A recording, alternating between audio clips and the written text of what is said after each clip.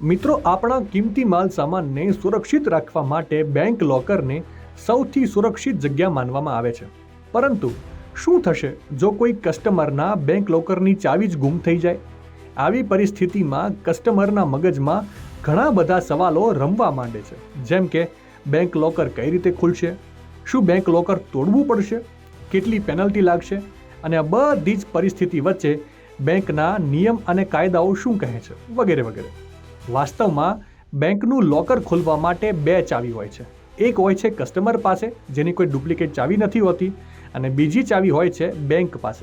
આ બંને ચાવીઓ એક સાથે લાગે ત્યારે જ બેંકનું લોકર ખુલે છે.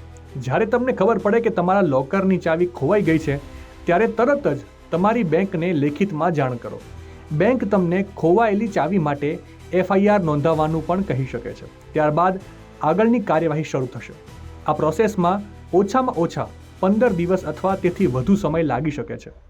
જે ગ્રાહકની ચાવી ખોવાઈ જાય છે તેમના લોકર નંબર અને મોડેલની માહિતી લોકર બનાવતી કંપનીને મોકલવામાં આવે છે.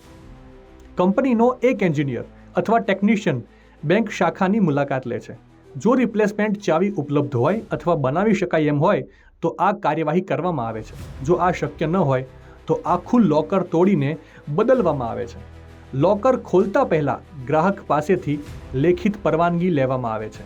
આ પ્રક્રિયાનો સંપૂર્ણ ખર્ચ ગ્રાહક ભોગવે છે, જે હજારો રૂપિયામાં થઈ શકે છે. એટલે બેંક લોકરની ચાવી હંમેશા સાચવીને રાખવી. માહિતી સારી લાગી હોય તો રીલને વધારે શેર કરજો, અને આવી જ અવનવી માહિતી માટે સંદેશ ડિજિટલ સાથે જોડાયેલા રહેજો.